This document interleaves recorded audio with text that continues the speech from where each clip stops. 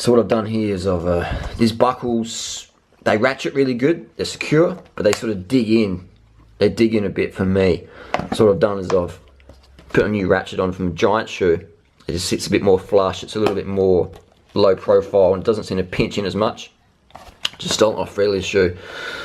These are a good shoe, I like these shoes, but these are way too narrow for me. And the stiffness is good, got a bit of fruit in there. I like these, yeah, but those are my list, but they're so narrow. So you see the Bont here, obviously this is a bigger shoe, but you see the bit more of a pointy traditional style, which cramps your foot, but the Bont a bit wider. This is a standard fit. I can't get wide fit in Australia, then I can't get them online, so when next time I'm in the US I'll get a pair wide fit and just give these away. But the power transfer feels really good. The light buckle system I don't like on the Bont.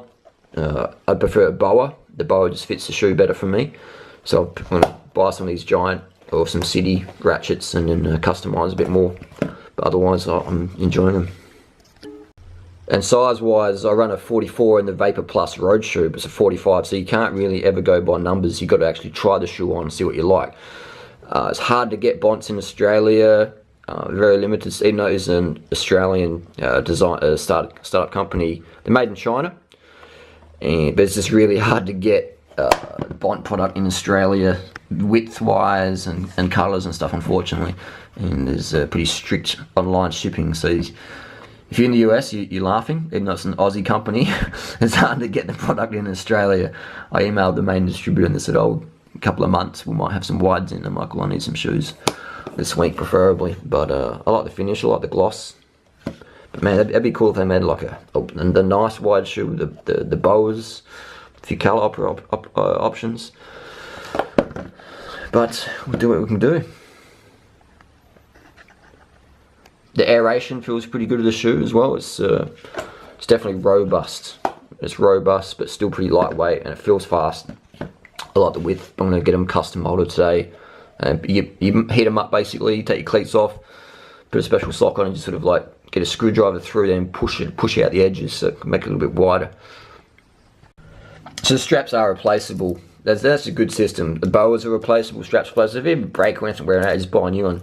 Someone's like, oh, my shoe's fucked, I just snapped the strap. Just get a new one, mate. You know, just a couple of bucks. You know, if you fuck your ratchet, you smash on a rock or whatever, or it just wears out, just get a new one. These shoes will last you years. If it unstitches, just get it stitched back up. If it unglues, just glue it back on. If you wear out a bit here, just get a new one on there. You can even cut off a bit of the old sneaker and unscrew this and screw it through again and put the old shoe on there. So these shoes are going to last a long time, except if you crack them in half.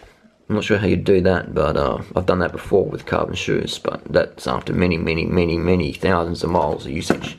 But otherwise, mountain bike shoe, very, very durable. So basically this you can feel the carbon goes all the way up around there, so it wraps around your foot, provides a very secure fit. And again, it's heat moldable, so that makes them reasonably customizable. So you can feel that all the way around. That carbon, sort of like a carbon, what do you call it, a cockpit or a chassis. You can see it in there.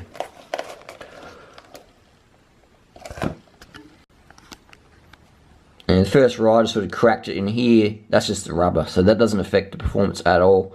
Again, these are just a wear-out item.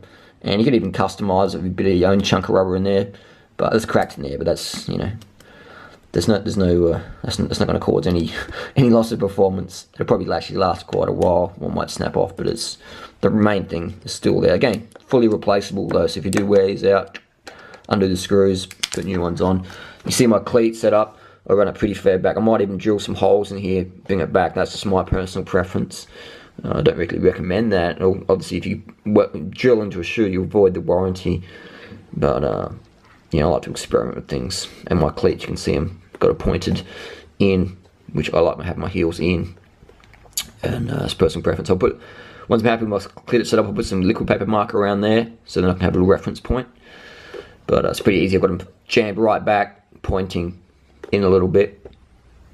And it's good to go. You can even put some sprigs in here. Potentially looks like some soccer sprigs. Street fight ready.